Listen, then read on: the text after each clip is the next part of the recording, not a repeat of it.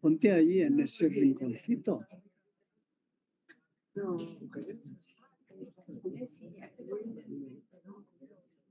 Por allí no hay ninguna vacía.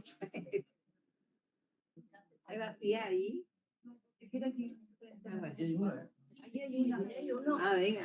Allí hay una vacía.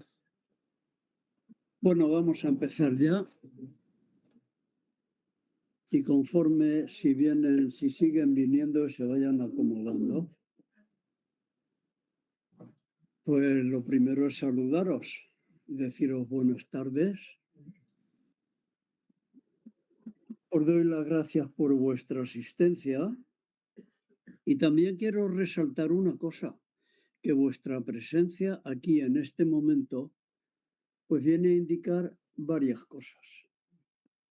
Puede ser que tengáis una gran sensibilidad social, que os interesan todos estos temas y eso es algo fenomenal.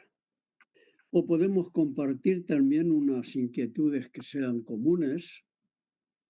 Todo eso también sería muy importante. Unos mismos valores e ideales, etcétera, etcétera.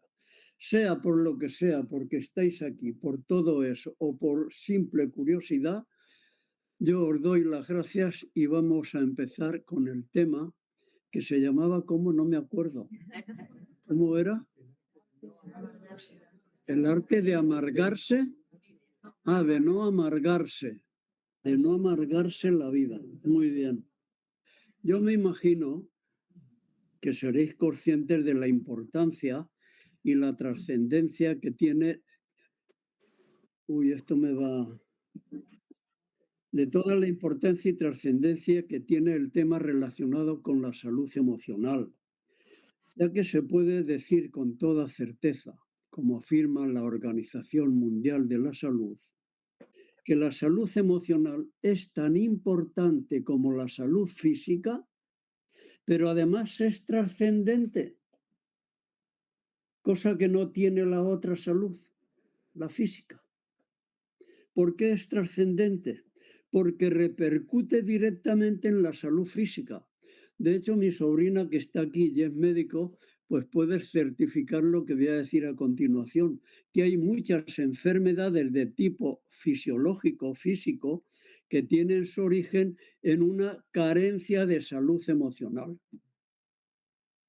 Por ejemplo, la ansiedad tiene que ver más con lo psicológico que no con lo físico. La salud emocional repercute directamente, querámoslo o no, en nuestra salud física, para bien o para mal.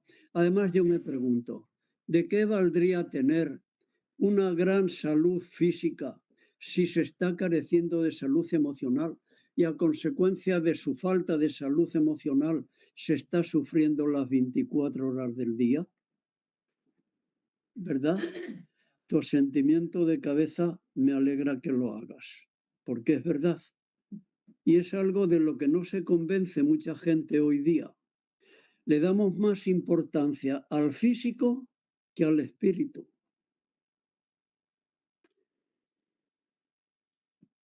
Si yo os preguntase cuál es vuestra principal aspiración en la vida, por ejemplo, responderme, ¿cuál es vuestra aspiración en la vida? A ver, 2 o 3 solo. Ser feliz. En la vida que nos queda, claro. De la vida que tú vives habitualmente y diariamente, sí.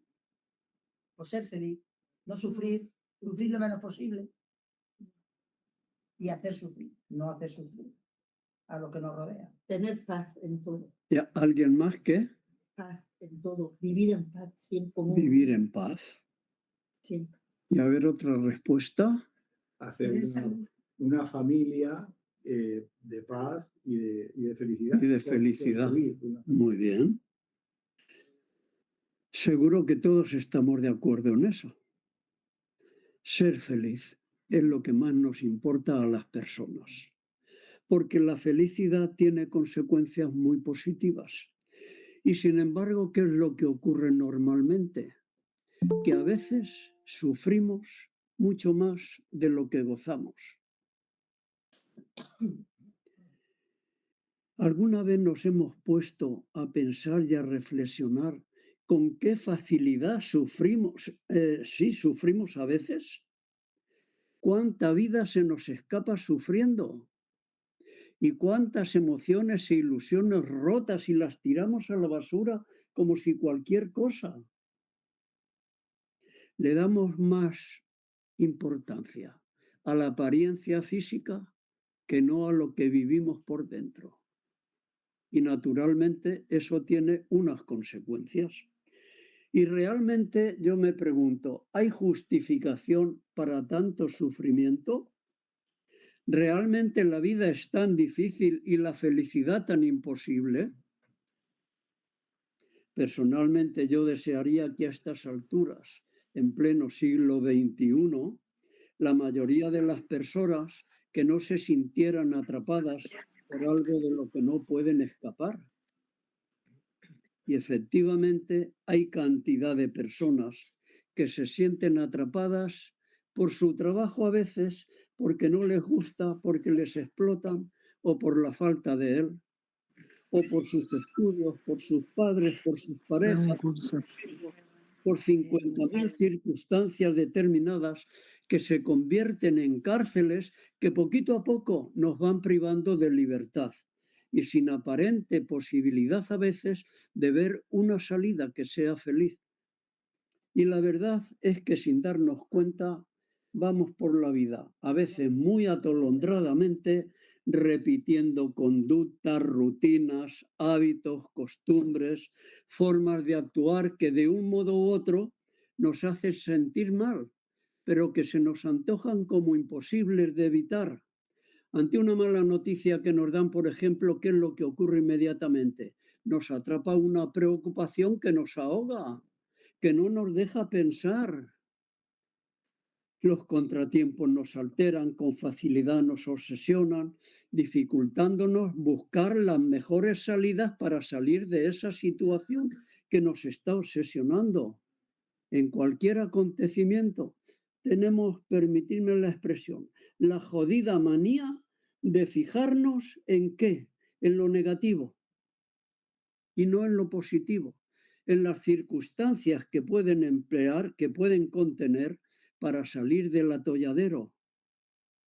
Y llega un momento que nos sentimos confusos, agotados por las circunstancias de la vida diaria, las prisas, las tensiones, imprevistos, estrés por la lucha constante contra el reloj, enfermedades de la familia, necesidades económicas, circunstancias adversas. A veces parece como si el universo entero se hubiera confabulado en contra de nosotros. Y por todo lo que estoy diciendo, no creáis que me estoy empeñando en negar lo evidente, porque más de uno de vosotros podría argumentarme que ante determinados hechos es imposible no sufrir. Y yo le diría, llevas razón, claro que sí. Por ejemplo, enfermedades graves, accidentes, precariedad económica, situaciones límite que se nos presentan. Pero una cosa, y por supuesto llevaría razón, pero no nos equivoquemos. Una cosa es el sentimiento absolutamente natural, espontáneo y humano que experimentamos ante situaciones dramáticas, y otra muy distinta es caer en un pozo que nos impida ver que hay distintas salidas para salir de ese atolladero. Y no solo el de bloquearnos y dar vueltas ininterrumpidamente a unos hechos que ya no tienen marcha atrás, porque son irreversibles, porque son como son y así los tenemos que aceptar aunque nos fastidien. Sufrir ante determinados hechos como los que he relatado o parecidos es humano, pero amigos míos, dejándonos una puerta abierta. ¿Para qué? Para que ese sufrimiento no nos sepulte en vida y encontrar soluciones válidas que nos impulsen a seguir adelante y superar el hecho que nos causó el sufrimiento. Ese sería un sufrimiento que yo llamo útil.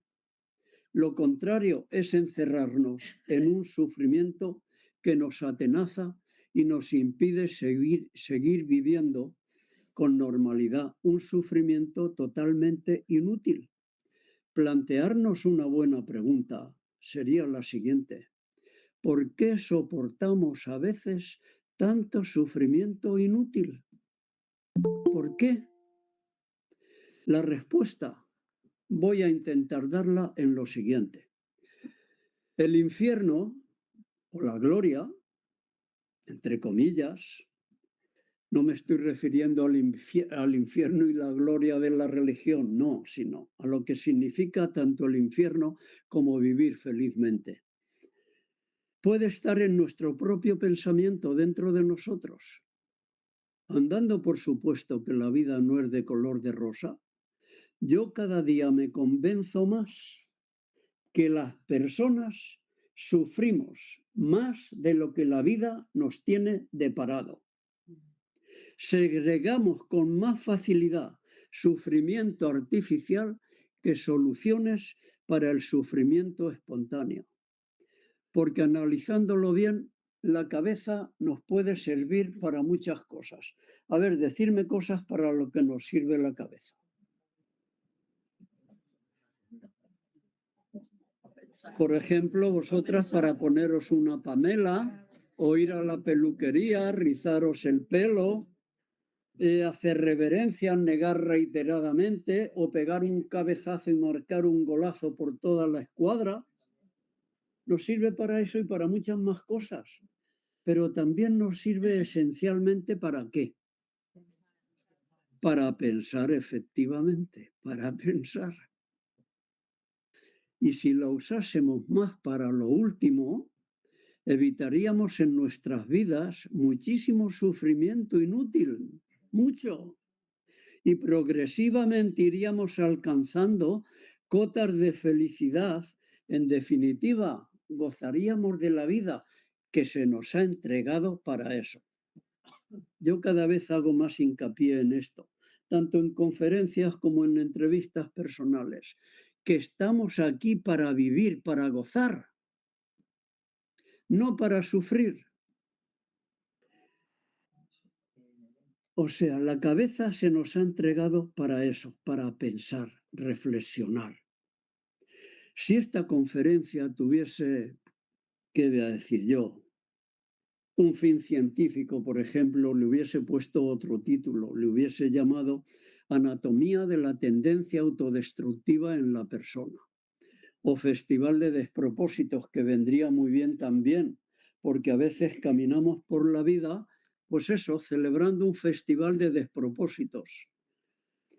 Cualquiera de los títulos me hubiera venido bien para analizar la sarta de despropósitos con que comúnmente las personas nos complicamos tonta e inútilmente nuestra existencia, la vida.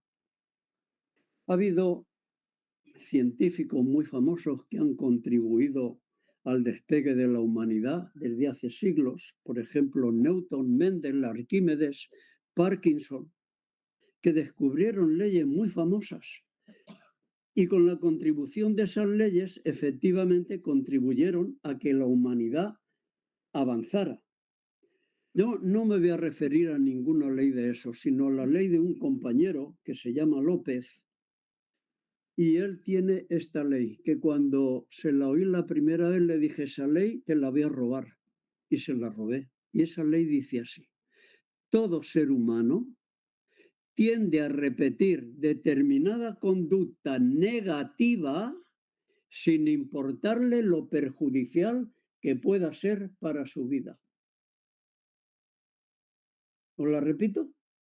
¿Sí? Todo ser humano tiende, como por ahí me habéis hecho así varias con la cabeza, os miro a vosotras. Todo ser humano tiende a repetir determinada conducta negativa sin importarle lo perjudicial que pueda ser para su vida. Yo me río cuando hablo de esta ley, me suelo reír porque fíjate, la persona, un ser racional, resulta que con conductas que él mismo realiza se complica su existencia y su vida. Podría poner muchos ejemplos. Por ejemplo, la agresividad. ¿Es algo totalmente irracional? La persona definida como un ser racional que se comporte agresivamente irracional agrediendo a otras personas. Los celos. ¿Para qué sirven los celos? Si hay aquí alguna persona celosa, demasiado lo sabe para qué sirven. Para sufrir y complicar la vida a la otra persona. El alcoholismo, la represión emocional, la adicción al amor en general. Ya con esta ley tenemos más que suficiente para complicarnos nuestra existencia. Pero es que cada uno, además, tenemos la manía de tender a especializarnos en determinadas conductas que son negativas y a ver nuestros problemas en esos momentos ya como inevitables o como producidos por el destino o la mala suerte, y así es imposible que se puedan solucionar. Todas las escuelas psicológicas de cualquier tendencia que sean cargan un notable énfasis en acentuar la responsabilidad que cada persona tenemos en todo aquello que nos sucede.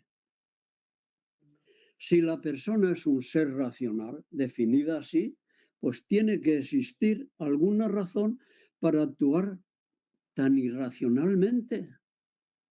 No hay razón para que nos torturemos a nosotros mismos y nos arruinemos a veces inútilmente nuestra existencia o nos compliquemos la vida de tal modo. Obramos muy irracionalmente en contra de lo que en definición somos en esencia. Conclusión de esta parte. Si reflexionamos sobre todo lo dicho anteriormente, podemos concluir que una gran parte del sufrimiento humano, el que vosotros, vosotras o yo puedo tener, es evitable. ¿Y es evitable por qué? Por una sencillísima razón, a ver si la adivináis. ¿Por qué es evitable el sufrimiento con el que a veces cargamos a nuestras espaldas? Porque depende de nosotros. ¿Aquí os he pillado? Os he pillado, ¿eh? Porque depende de nosotros. La elección la hacemos nosotros. Dilo fuerte que te escuchen. Digo que porque depende de nosotros. Efectivamente, porque depende única y exclusivamente de nosotros. El baúl de nuestras preocupaciones, titulo yo el capítulo siguiente. Investigaciones de crédito han arrojado un resultado singular sobre el objeto de por qué nos preocupamos comúnmente las personas. Se hizo hace ya unos años una encuesta a nivel internacional, participaron muchísimos países, se recogieron casi 200.000 respuestas a lo que se les iba preguntando a cada persona. Y a cada persona se le preguntaba, ¿por qué te preocupas normalmente? La persona respondía, se recogieron esas respuestas, casi 200.000, y se analizaron y se llegó a la siguiente conclusión. En un 40% las personas nos preocupamos por cosas que nunca van a ocurrir, fíjate, qué cosa, ¿no? Pero que están imaginadas por la ansiedad que muchas veces se nos deriva dentro de nosotros, en nuestra cabeza. A este respecto, Shakespeare, que según sus biógrafos tenía la fama de ser un poquito obsesivo, él se señalaba la cabeza y decía, ¿cuántas tragedias he vivido que nunca sucedieron? ¿Eso verdad que es común? O no me digáis que soy la excepción. Si soy la excepción, yo os felicito. Pero veo cabezas que decís afirmativamente. A mí también me ha ocurrido. Ahora llevo mucho cuidado de que no me ocurra, porque estoy alerta. Pues en un 40% las personas nos venimos a preocupar por lo que he dicho, que viene a simbolizar el futuro. Nos preocupamos por el futuro. El 30%, dijo el análisis de esta encuesta, gira en torno de antiguas decisiones que ya no se pueden cambiar ni alterar. ¿Cuántas veces sufrimos por errores que cometimos a lo mejor hace 5 años? Y lo traemos a nuestra mente en el momento presente y empezamos a sufrir y a preocuparnos y a angustiarnos como si realmente los estuviéramos viviendo en ese momento porque nos estuvieran sucediendo. Deteniéndonos un poquito, bueno, el pasado es irreversible. No lo podemos cambiar, lo tenemos que aceptar tal como fue. Y si lo traemos a nuestra mente, que sea con un significado y una finalidad positiva, para analizar los errores que yo en aquel momento cometí y no volver a tropezar 2 veces en la misma piedra. Para eso tenemos esta, ¿no? Deteniéndonos un breve momento, pues fijaros, en un 70%, o sea, en un 40% por el futuro, sufrimos, y en un 30% por el pasado, en un 70% sufrimos al torturarnos y machacarnos por el mañana que aún no ha nacido o por el ayer que ya no existe, o sea, por el futuro y por el pasado. Continuó el resultado de la encuesta. El 12% tiene que ver con críticas y comentarios de otros hacia nuestra persona. Uy, si voy por... Bueno, sí, lo voy a poner en mi caso, no en ninguno de vosotros.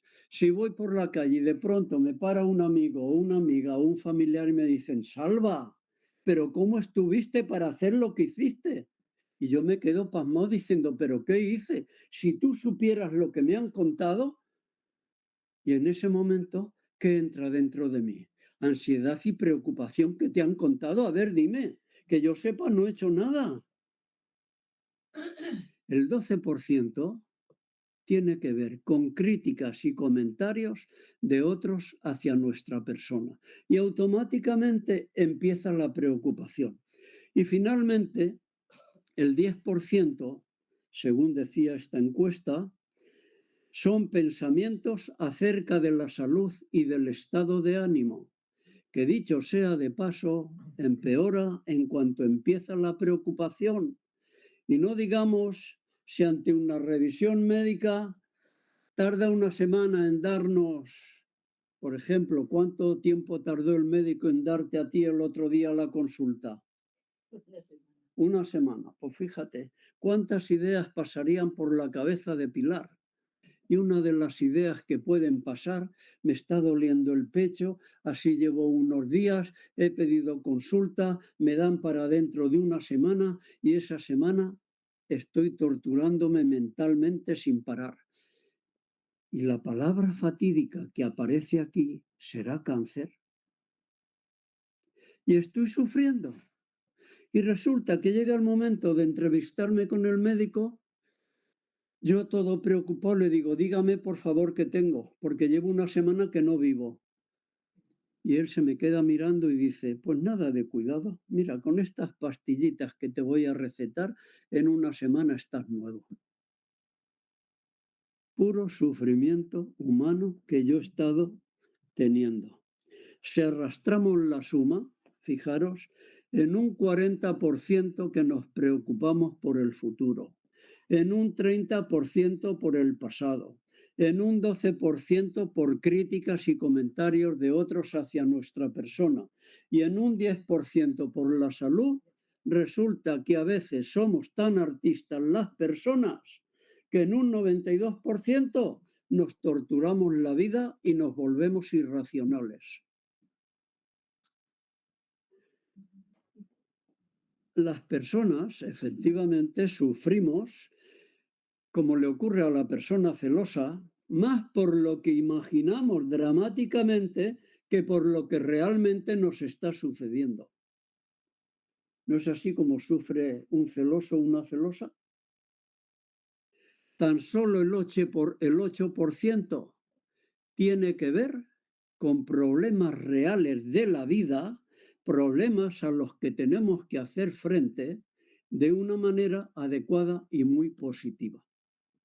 Por esta estadística podemos concluir que a la persona definida como ser racional, el Homo sapiens, que se decía la persona sabia, tan solo nos queda de eso en algunos momentos un 8%. Lo demás es pura irracionalidad, pura pérdida de tiempo, puro sufrimiento inútil. La persona, un ser racional, es absurdamente irracional, por lo que he dicho, en un 92%. Y es que, por desgracia, en nuestra civilización, y según una estadística, por lo menos por allá en América Latina se publicó hace poco una estadística que decía que se encuentra muy acendrado en las personas el hábito de la manía o la preocupación. Todo esto da como consecuencia que vivamos y formemos una sociedad muy neurotizada. Alguien podría preguntarme, ¿y qué es la neurosis?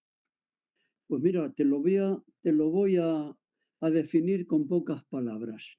Es un trastorno de ansiedad que puede convertirse en un rasgo de personalidad. Ya ves. ¿Qué es la neurosis? Con pocas y sencillas palabras lo he definido. Es el arte de amargarnos la vida mediante la tortura mental. Y la depresión, la ansiedad y la obsesión son nuestros principales enemigos. Y cuando nos dejamos atrapar por ellos, lo que perdemos es la facultad para pensar y vivir medianamente tranquilos y felices. La vida es para disfrutarla y para eso se nos ha entregado principalmente. Y eso solo lo podemos hacer cuando hayamos superado la neurosis o el miedo, que es su principal síntoma. Ya os dije lo que es la neurosis, un trastorno de ansiedad que puede convertirse en algo como un rasgo característico de la personalidad.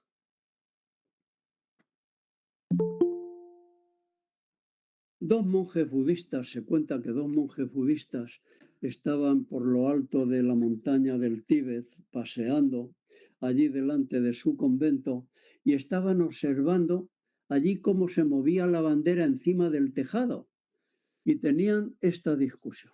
Uno decía, yo te digo que lo que se mueve es la bandera, fíjate bien. Y el otro le respondía, y yo te digo, fíjate tú mejor que yo, que lo que se mueve es el viento que hace que la bandera se mueva. Y un compañero que estaba escuchando la discusión que tenían se acercó y les dijo, pues amigos míos, estáis los dos equivocados. No se mueve ni el viento ni la bandera. Los que se mueven son vuestros pensamientos que a cada uno os lo hacen ver de esa manera distinta. Lamentablemente, en la mayoría de los problemas humanos ocurre algo parecido. No es la realidad lo que marca la mayor o menor importancia de un hecho, son nuestros pensamientos. Nuestros pensamientos tienen unas características muy originales. Ellos inventan, deforman, achican o agrandan la realidad, la dramatizan, la desfiguran, se convierten en películas que de una forma automática están pasando constantemente por la pantalla panorámica de nuestra mente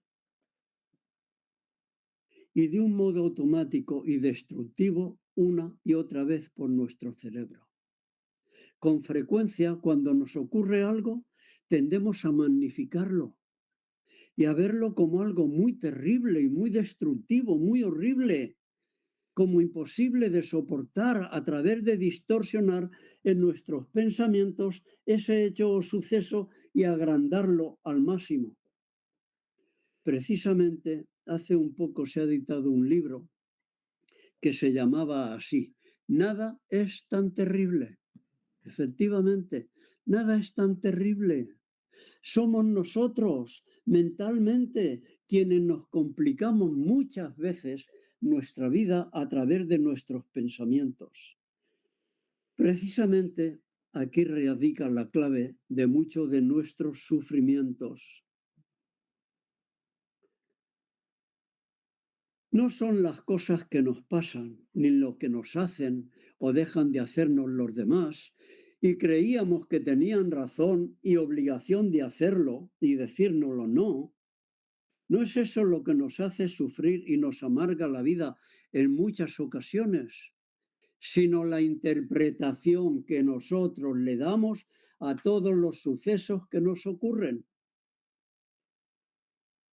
¿Y eso dónde lo hacemos? En nuestro pensamiento. Siempre voy a parar a lo mismo, porque es que tiene una importancia trascendental y capital. Es la importancia y la trascendencia que nosotros le estamos dando a todo lo que nos ocurre en nuestra vida, porque tenemos una característica también, que algo nimio tendemos a agrandarlo a lo sumo y vivirlo como una auténtica tragedia. Y algo de importancia, vivirlo con normalidad. De hecho, hay personas que ante la separación, por ejemplo, reaccionan de muy distinta forma. Mira, yo me acuerdo, no hace mucho, hará un mes o así, que yo estaba atendiendo a una pareja en terapia allá en Colombia y llegó un momento, ya llevábamos 2 meses de consulta, llevábamos tratando el problema para arriba, para abajo, desde todos los puntos de vista, y llegó un momento que yo vi claro lo que pasaba y la solución final cuál era. Vinieron a la última entrevista y entonces, pues, yo les dije que como iban a solucionar su problema era la separación, separarse. ¿Qué ocurrió? El marido se derrumbó emocionalmente. Tanto así que lo tuve que estar atendiendo otros 2 meses después por una depresión de caballo. En cambio, la mujer dijo, bendita sea la hora, vino a la semana siguiente a verme y dijo, bendita sea la hora en que me separé, porque desde ese momento he empezado a vivir felizmente. ¿Qué había ocurrido para que el marido se deprimiera y la mujer viviera feliz? ¿Qué os parece? ¿Cuál es la explicación? El pensamiento de cada uno, de lo que iba a pasar en el futuro. Efectivamente, la interpretación que le dieron al hecho de la separación era totalmente distinta. Ese es el poder que tiene nuestra forma de pensar y de interpretar cualquier suceso que nos ocurre en la vida. O lo podemos enfocar desde el punto de vista trágico y ya sabemos las consecuencias, o pensarlo detenidamente y buscar lo positivo. Todo tiene un aspecto negativo y positivo, todo. El pensamiento es omnipotente. Lo mismo puede curarnos que enfermarnos. Y lo mismo puede contribuir a nuestra felicidad que a nuestra desgracia. No solemos ser muy conscientes de ello, pero efectivamente, pero nuestra conducta, nuestras actitudes, nuestros sentimientos se engendran y son gestados precisamente en el pensamiento. O sea, se generan tras el pensamiento. Un proverbio de los Vedas, refiriéndose a esto, tenían una frase que viene a explicar gráficamente lo que acabo de decir. Y ellos decían, la acción sigue dócil al pensamiento como la rueda del carro sigue a la pezuña del buey.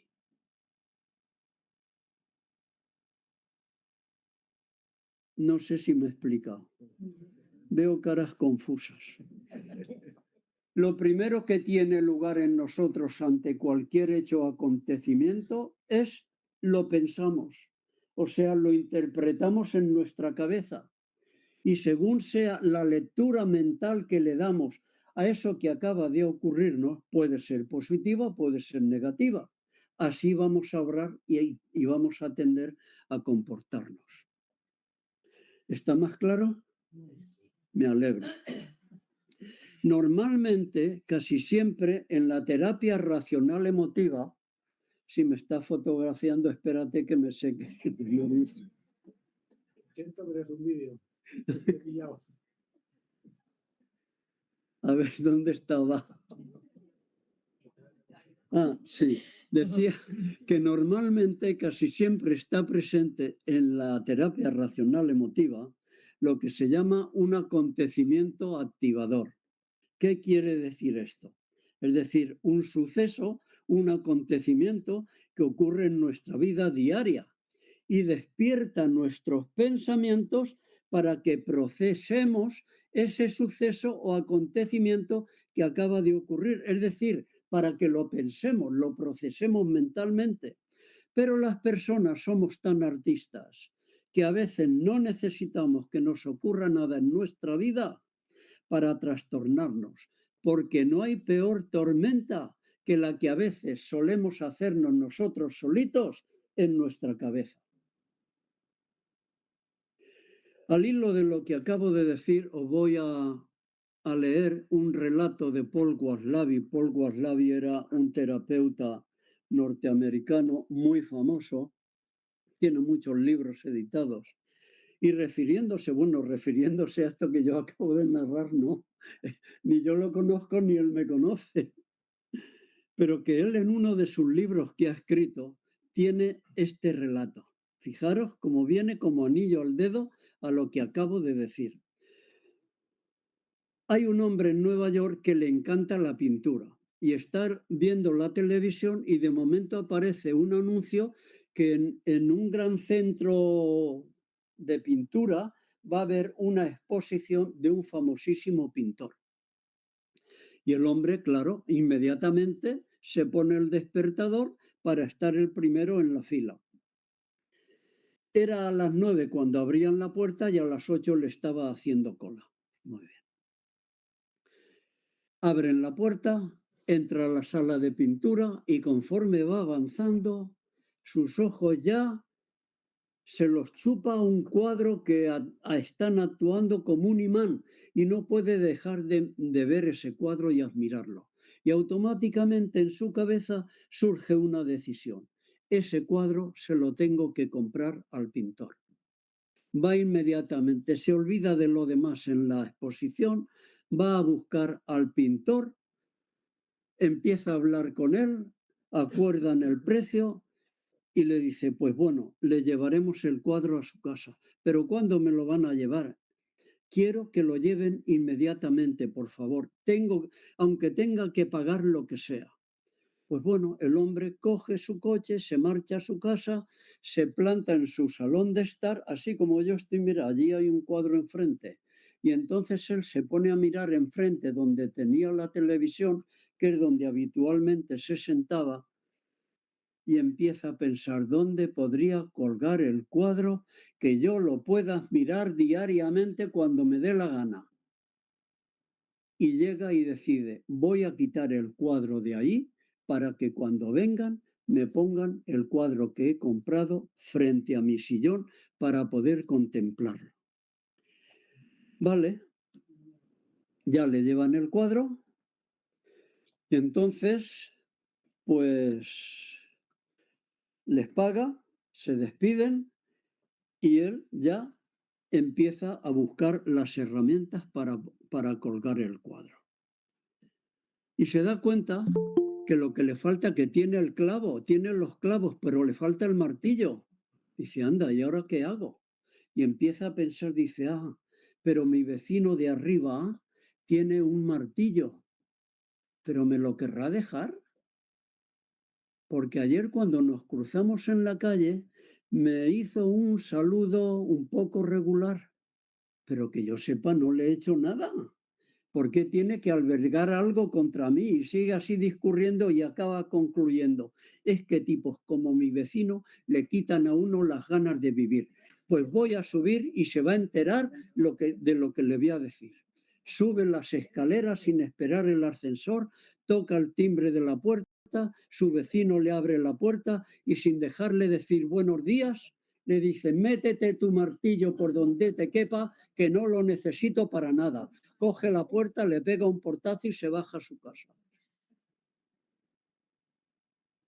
Es tan claro este relato que sin que nos suceda absolutamente nada a veces, ni bueno, ni malo, ni regular, somos capaces, a través de nuestros pensamientos, como le ocurrió al señor del cuadro, de amargarnos la vida y amargarla a las personas que tenemos alrededor, creando un problema donde no existía de relaciones pésimas con los demás.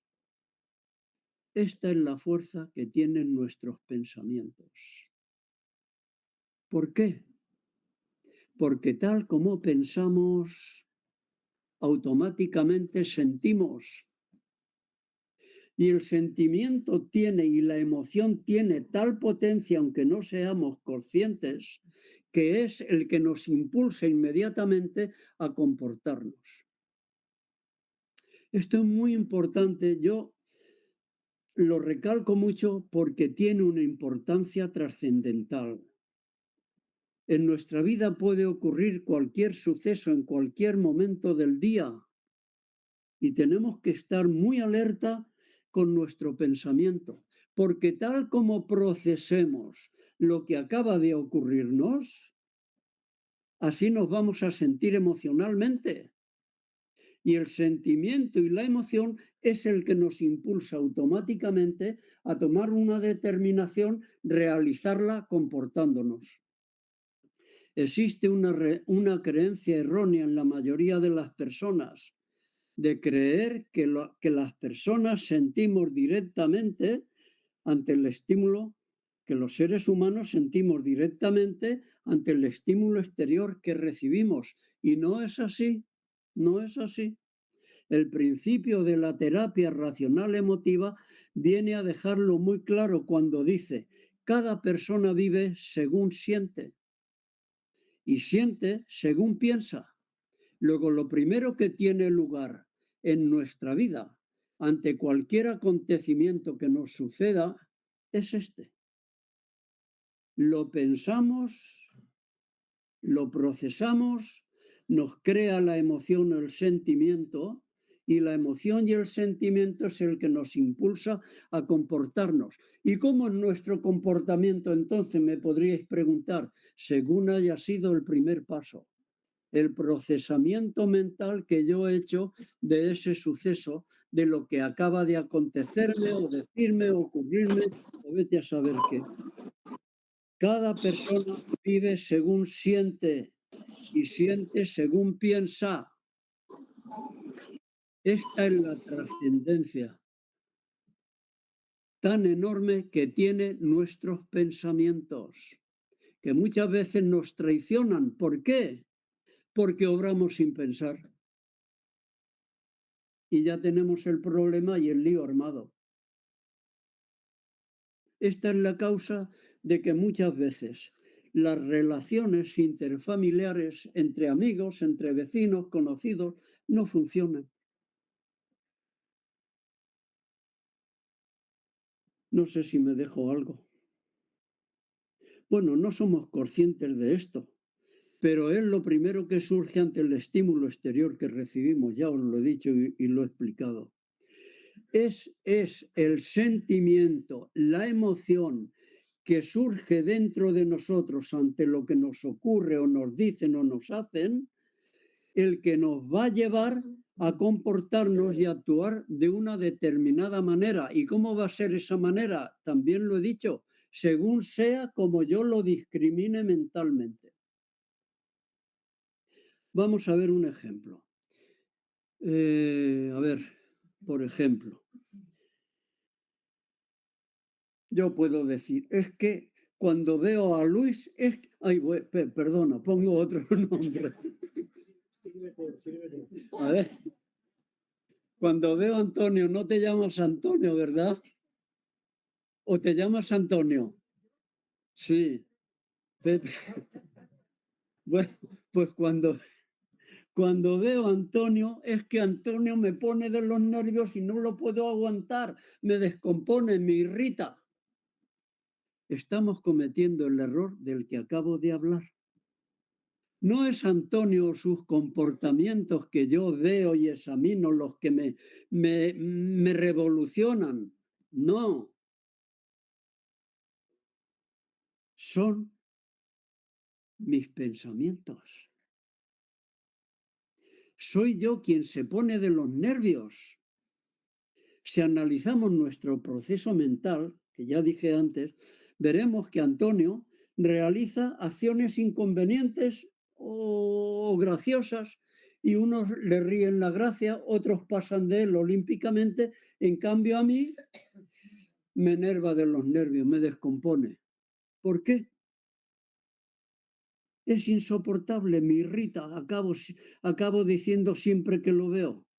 Son esas ideas que yo tengo las que tienen el poder de irritarme, no lo que hace el dichoso Antonio. De hecho, todas las personas reaccionan de la misma, no, sí, no todas las personas reaccionamos de la misma forma. Unos les sonríen la gracia, otros pasan olímpicamente y a mí me descompone. Todo depende del diálogo interno de cada cual. Cuando ve cómo el dichoso Antonio se comporta, de lo que dice, de lo que hace, de lo que cuenta, etcétera, etcétera. Concluyendo esta primera parte, podemos decir que el sufrimiento y la felicidad no dependen de lo que nos pasa o deja de pasar, no, que es una equivocación fatal, tremenda. No dependen de lo que nos pasa o nos deja de pasar o de lo que nos dicen o dejan de decirnos y creemos que tendrían obligación de decirnos, sino de cómo nosotros percibimos o interpretamos lo que nos pasa, o sea, de la lectura que le damos en nuestros pensamientos a todo eso que nos ocurre al cabo de un dichoso día. Tal como sea la interpretación que yo hago, así va a estar en consonancia directa mi comportamiento y mi actitud. Nos equivocamos si creemos que esto es un invento pues de hace 4 días, madre mía, ya que la frase donde dije que para mí radica la clave de nuestros sufrimientos o de nuestra felicidad, es del filósofo griego Epicteto del siglo I después de Cristo. Imaginaros si ha llovido desde entonces. Y él repetía esta frase a sus alumnos. No son las cosas que nos ocurren las que nos perturban, sino nuestra forma de interpretar todo aquello que nos ocurre. Efectivamente. Eso es lo que choca directamente dentro de nosotros y eso es lo que nos impulsa a comportarnos. Por eso podemos decir sin temor a equivocarnos. Somos lo que pensamos. Nos comportamos según pensamos. Y esto mismo es lo que decía Buda. Todo lo que somos es el resultado de lo que pensamos, se repetía él. De Shakespeare se cuenta, según sus biógrafos, que era un poco melindroso, ¿no? Y entonces él decía, señalándose la cabeza, no hay cosas buenas o malas, sino pensamientos que lo hacen así. Pues ya sabemos, el pensamiento genera el sentimiento y el sentimiento o emoción es lo que nos impulsa a comportarnos. Esto en las parejas tenía que estar presente, pero continuamente lo tenía que tener escrito allí, en el recibidor de su casa, con cada letra tan grande como la tapa del ordenador.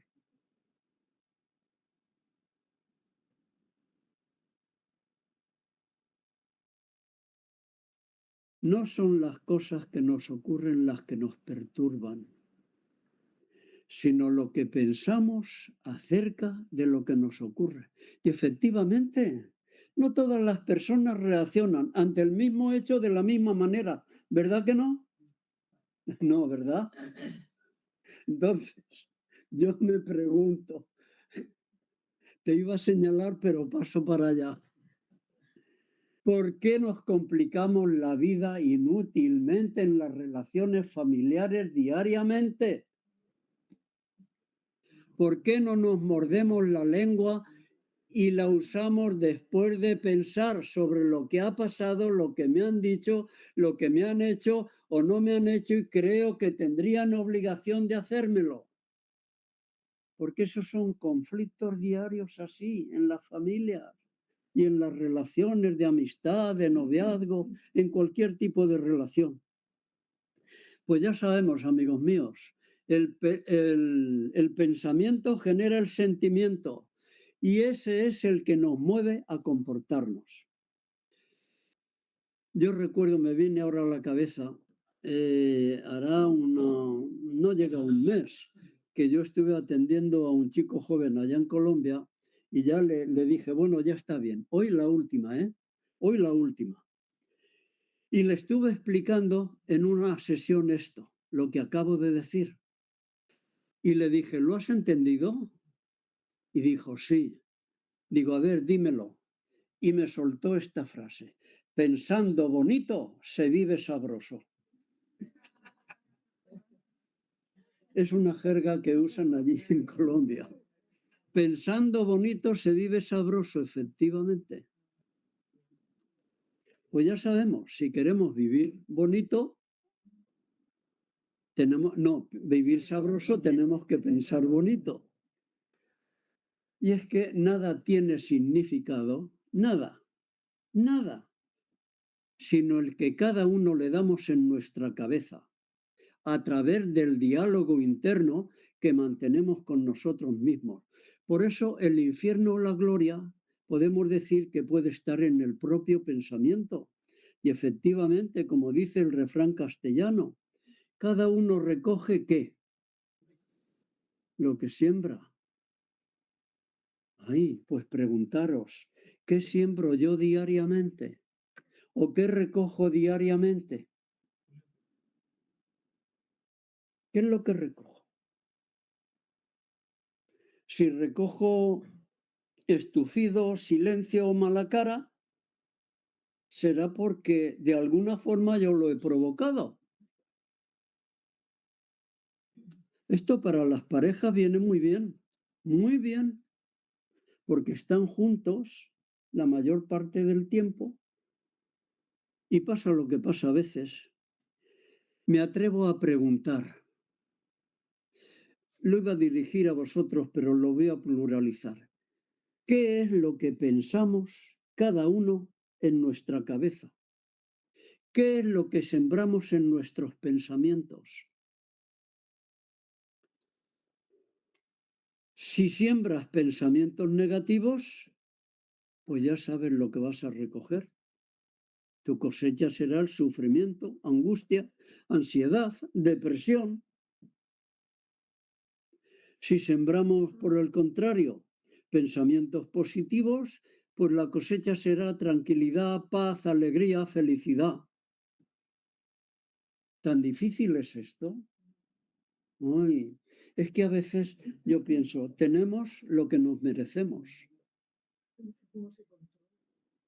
¿Cómo? ¿Cómo se puede controlar todos esos pensamientos que sean de la otra manera? ¿Cómo? No te he entendido. ¿Cómo puedes controlar cuando te vienen pensamientos de eso? Negativos. Espérate que no hemos llegado al final. O sea, ahora estoy diciendo el problema. Después, un poquito después, diré la solución. Bueno, nuestro peor enemigo, por lo tanto, es nuestra forma de pensar a veces, nuestros pensamientos, pero también pueden convertirse, como dije, en nuestra mayor riqueza y en nuestra mayor felicidad. Todos podemos cambiar, todos, sin excepción, y afirmo el todos. Yo he cambiado. Y lo afirmo rotundamente. ¿Sabéis por qué? La respuesta es muy sencilla. Porque hay muchas personas que han cambiado y que cambian. El carácter está formado por una serie de rasgos innatos, pero también por una serie de aprendizajes adquiridos en la infancia y en la juventud. Y es sobre esa estructura mental sobre la que tenemos que trabajar. Claro que sí. Tere le da afirmativamente a la cabeza, te doy toda la razón. A lo mejor arranca de cuando teníamos 15, 16, 17 años o menos, desde la infancia y desde nuestra adolescencia. Y eso lo podemos hacer bien por nosotros mismos, el cambiar o pedir ayuda por la ayuda de alguien. Como resumen de lo que llevamos dicho, me voy a fijar en dos pensamientos. Cambiar es posible. Y lo afirmo rotundamente. ¿Nos va a costar un esfuerzo continuado? Claro que sí. ¿Por qué? Porque estamos acostumbrados a lo contrario. Es un aprendizaje que venimos arrastrando y se nos ha convertido en una costumbre que nos sale compulsivamente. Todos podemos aprender a ser más fuertes y equilibrados a nivel emocional. Y este aprendizaje, en segundo lugar, se lleva a cabo transformando nuestra manera de pensar, nuestro diálogo interno. ¿Para qué? Para transformar positivamente nuestro diálogo interno, para transformarnos positivamente y así poder disfrutar de la vida. Trabajar sobre nuestros pensamientos es el principal pasaporte para circular felizmente por el mundo. ¿Os ha gustado? Pues os lo repito. Trabajar sobre nuestros pensamientos es el principal pasaporte para circular felizmente por el mundo. ¿Y eso es posible? ¿Qué creéis? No os oigo. Uy, veo algunas cabezas como dudando. Claro que es posible. ¿Por qué? Lo he repetido antes machaconamente, porque depende únicamente de ti y de mí, depende de cada uno de nosotros. Y lo demás son excusas a veces. Pues vamos a entrar en lo que tú decías. ¿Cómo?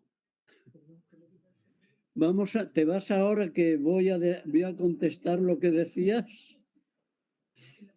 ¿Cómo controlar nuestros pensamientos? Si aprendemos a controlar nuestros pensamientos, lo que estamos haciendo es controlar nuestra vida. Total, no. Es más, podemos sentirnos bien, aunque la realidad que en determinados momentos estemos viviendo mal. Voy a enumerar diversas pautas muy rápido y son muy fáciles de comprender, pero no tan fáciles de hacer. ¿Sabéis por qué? Porque necesitan esfuerzo, convicción suprema y constancia, constancia, constancia y más constancia. Los hábitos los adquirimos a base de repetición. Luego hemos sido constantes en adquirir un vicio. Podremos llamarle a un hábito, un vicio, un hábito negativo. Y lo hemos conseguido a base de repetirlo muchas veces y ya nos sale espontáneamente. ¿Cómo cambiar un pensamiento? Vamos a verlo.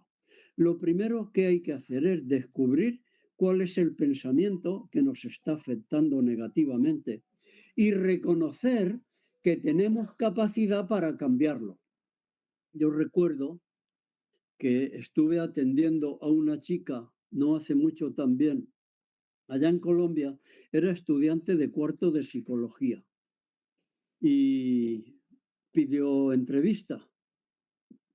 Y en la primera entrevista, pues nada, claro, lo primero fue saludarnos, conocernos y le pregunté cuál era su problema. Y al preguntarle su problema, surtió a llorar. Y yo le dije, bueno, Vamos a ver si nos aclaramos. Yo tengo que enterarme de qué es lo que te pasa. Puede ser que te cause mucho sufrimiento porque estás llorando. Paró un momentico y me dijo simplemente, mi novio me ha dejado. Agachó la cabeza sobre la mesa y allí estuvo llorando. Yo dije, madre mía, ¿y cómo paro esto? ¿Cómo paro esa lloradera, como se dice por aquí? Cogí una caja que tengo encima de la mesa de pañuelos, hice así con toda intención, ¡zas! Y se la lancé que le golpeara en el brazo para que se diera cuenta. Automáticamente se levantó, seguía gimoteando y le dije, bueno, mira, vamos a aclararnos. Y para aclararnos, yo me tengo que enterar bien de lo que te pasa. Y entonces empezaremos a hablar. Y ella me dijo otra vez, nadie me quiere. Nadie voy a lograr que alguien, nunca voy a lograr que alguien me quiera. Acaba de dejarme mi novio. Y yo le dije, bueno, si nadie te quiere, realmente tienes motivos para estar llorando de aquí hasta Dios sabe cuándo. Porque eres muy desgraciada. Te ha dejado por otra, como me has dicho, ¿vale? Pero ¿es verdad que nadie te quiere? Yo es que eso no lo entiendo bien. Las generalizaciones yo no suelo entenderlas bien. A ver, ¿te quieren tus padres? Ay, claro, ¿cómo me preguntas eso? Ah, como me has dicho que nadie te quiere. ¿Y te quieren tus hermanos y hermanas? Claro, y en estos momentos pues me sirven mucho. ¿Y tus abuelitos? Ay, mi abuela me adora. ¿Y tus amigos y compañeros de clase? Sobre todo mis amigos en estos momentos no me dejan un tiempo sola. Ay, entonces hay mucha gente que te quiere. ¿Cómo puedes decir tan irracionalmente que nadie te quiere?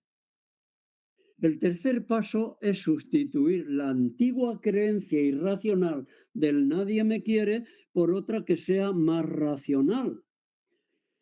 Y yo le dije, mira, a partir de este momento, bueno, estoy sintetizando, ¿no? Estuvimos trabajando bastante tiempo y llegó un momento que le dije, mira, a partir de este momento tú te vas a repetir esta frase en dos momentos concretos del día. Una, cuando te acuestes y todavía estés sin cerrar los ojos. Muy consciente te vas a repetir. Hay mucha gente que me quiere, soy una persona digna de ser querida y eso me hace inmensamente feliz. Y te vas a repetir esa misma frase nada más despertar por la mañana. Cuando ya seas consciente y tengas el sentido común un poco en su sitio, te vas a volver a decir la frase. Y eso lo vas a repetir diariamente. Sustituir la antigua creencia irracional por otra más racional. El cuarto paso es obrar y seguir comportándose según el nuevo pensamiento o la nueva creencia. ¿Cuesta trabajo? Sí, cuesta trabajo. Pero a base de la repetición, cualquiera que se lo proponga puede conseguir cambiar realmente su pensamiento. Nuestros pensamientos anidan aquí según los repetimos, sean de un signo positivo o de un signo negativo. La chica lo consiguió. Por lo tanto, eso explica que no es imposible. El quinto paso es continuar, es decir, persistir una y otra vez comportándose de esa nueva manera racional y positiva de pensar. Aunque de momento uno pueda sentirse extraño. La chica me decía, ay, es que las primeras veces, continuamos teniendo entrevistas con ella, y las primeras veces me decía, a veces me cuesta repetírmelo porque no me lo creo. Digo, pues te lo tienes que repetir todavía con más constancia para de verdad creértelo, porque además es así. O sea, el quinto paso es continuar, persistir una y otra vez, repitiéndonos, comportándonos de esta nueva manera positiva y racional de pensar. Resumiendo, podemos decir que de lo que se trata es de trabajar sobre nosotros para adquirir una orientación mental positiva. Las cosas no nos bajan ahí, así porque sí, cuestan trabajo. Joder, a mí me ha costado mucho trabajo el cambiar. Y todos podemos hacerlo, todos, sin excepción ninguna. Y tenemos que convencernos de una cosa, que nuestros pensamientos positivos nos ayudan a encauzar lo negativo de una forma positiva. Parece un juego de palabras. ¿Os lo repito? ¿Sí? Venga. Tu sonrisa me estimula. El pensamiento positivo nos ayuda a encauzar lo negativo de una forma positiva. Podemos tener acontecimientos negativos, nadie estamos libres en cualquier momento del día, de mayor o menor nivel, y nos puede afectar de distinta forma. Pero si yo empiezo a pensarlo constructiva y positivamente, ese es el problema, que muchas veces nos es más fácil pensar de una forma irracional y negativa. Pero si empezamos a pensar positivamente, nos va a ayudar a encauzar, otra vez lo repito, todas aquellas cosas o costumbres negativas de una forma positiva. La calidad de nuestros pensamientos determina la calidad de nuestra vida. La calidad de nuestros pensamientos determina la calidad de nuestra vida. Otra cosa, no sé si me estoy alargando, no sé qué hora es, pero os veo ahí tan atentos que digo, pues yo sigo mientras aguanten. Bueno, me queda unos 10 minutos nada más. Sustituir la palabra debería por podría. Quizás a simple vista esto no tenga importancia o sea intrascendente, pero es muy importante. ¿Sabéis por qué? Porque nos libera. Consiste en sustituir cada enunciado de la lista de deberías que nosotros cargamos encima de nuestras espaldas por el podría. ¿Por qué? De algún modo las cosas parecen mucho más posibles. Si yo digo, tendría que ser más puntual, y resulta que lo estoy quebrantando diariamente, pues me siento fracasado. No vale para nada que yo piense que quiera ser más puntual. Si nos proponemos conseguirlo mediante este enunciado, lo conseguimos fácilmente sin sentirnos culpabilizados de la forma que he dicho. El podría, el sentirnos nos deja culpabilizados si no lo conseguimos. El podría, en cambio, es liberador, no nos castiga. Además, lo más a lo que llega es hacernos pensar y decir, pues de mañana lo corrijo de nuevo. El podría nos libera, el tendría nos castiga. Aprender a despreocuparse también es importantísimo. Ni un solo pensamiento, un momento de preocupación logrará mejorar las cosas. Preocupándonos, ¿qué conseguimos? Decidme. ¿Cómo que nada? Claro que uy, ¿cómo que nada? Entonces yo me he expresado muy mal. Conseguimos angustia, depresión, sufrimiento. Aprender a despreocuparse. Ni un solo momento de preocupación logrará mejorar las cosas. ¿Por qué? Generalmente nos ocupamos de las cosas antes de que sucedan y por esa sencilla razón es por las que nos preocupamos. Un efecto de la preocupación es que generalmente nos inmoviliza. en el presente, por el pasado muchas veces y por el futuro. Ay, el pasado y el futuro. Olvidarlo. O cuando echemos una mirada al pasado, que sea positiva para sacar experiencia positiva y no volver a cometer aquellos comportamientos o aquello que pasó que fue tan negativo en mi vida. No es la experiencia del hoy la que vuelve locas a las personas, no. Es el remordimiento por algo que sucedió ayer o el miedo a lo que nos puede traer el mañana. El proceso de la preocupación es el siguiente. Nos ocurre cualquier cosa, automáticamente nos preocupamos. ¿Qué nos crea la preocupación? Un pesimismo negro. Empezamos a lamentarnos, un pesimismo. ¿El pesimismo en qué desemboca? En un malestar físico. Y el malestar físico nos inmoviliza. Con lo cual, no hacemos nada. Seguimos dale que te pego con el sufrimiento, con la preocupación. El resultado de la preocupación es que nos paraliza y nos impide ser productivos para solucionar lo que realmente nos preocupa. No solucionamos nada, lo único que conseguimos es aumentar la preocupación. ¿Verdad?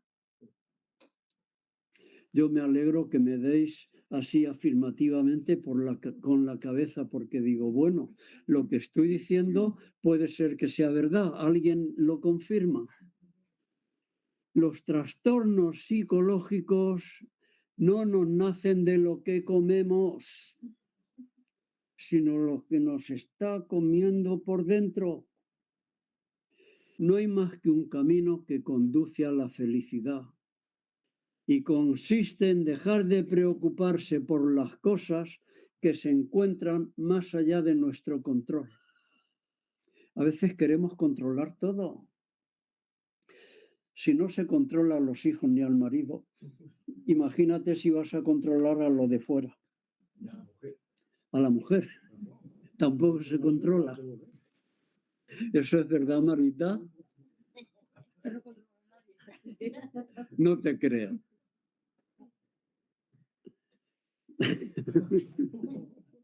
Ya no sé lo que estaba diciendo.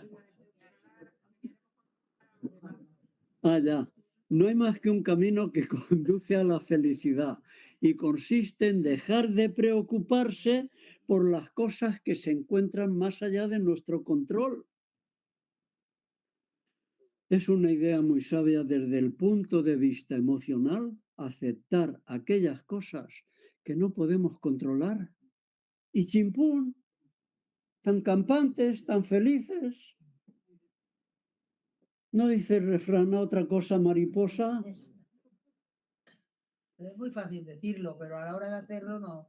Toma, claro. ¿Sabes de qué? De todo lo que llevo diciendo. Pero si queremos vivir de una forma medianamente tranquila y positiva y dulzona con nosotros, tenemos que cambiar cosas. Porque son impedimentos, fíjate que irracional, impedimentos que nos impedimos a nosotros mismos. Darle vueltas a algo que ya pasó, ¿para qué sirve? Para nada. ¿Para qué sirve si ya no se puede cambiar? Y a veces estamos rumiando y rumiando y sufriendo y complicándonos la vida pensando en aquello que me hicieron hace, yo qué sé, la porra de años, hace 10, 12 años. Si ya no se puede cambiar, solamente sirve para sufrir y para perder el tiempo sufriendo. Con esto no estoy diciendo que no sea necesario analizar nuestras conductas o las circunstancias en que aquel hecho se pudo realizar. Y finalmente, fomentar el sentido del humor. Y con esto acabo, muy rápido. Hará un mes o mes y medio yo estaba dando una conferencia allí en Popayán, en Colombia, y en un momento de la conferencia hablé del sentido del humor. los beneficios que tiene, etcétera, etcétera. Y al final se me acercó una señora y me preguntó muy seria, ¿me podría responder una pregunta? Y le dije, con mucho gusto. ¿Acaso el humor cura? Y yo le dije, el humor siempre nos ayuda, siempre. Porque al contemplar cualquier situación, por muy dramática que pueda haber sido, o un acontecimiento que fue negativo, el contemplarlo bajo el prisma del humor nos ayuda, porque nos enseña a relativizar todo, a vivir de otra forma, a aceptar la situación con cierta alegría. El humor agudiza nuestro ingenio. Yo a veces cuando en televisión o así, cuando vas al teatro y hay un humorista, yo me quedo pasmado. Digo, joder, pero este tío, ¿qué tiene metido ahí en su cabeza que tiene tantísimo humor para hacer desternillarse a la gente que le estamos viendo y escuchando? El humor es algo grandioso, agudiza nuestro ingenio y sobre todo, nos defiende del pesimismo y de las personas tristes de solemnidad, que las hay. Saber reírse de sí mismo y ridiculizar los hechos y acontecimientos nos ayuda a desdramatizarlos y a vivir la vida con alegría y optimismo. Y como final de la charla, pues lo que acabo de decir es lo que os deseo. Que viváis con optimismo, con alegría, con paz y con felicidad.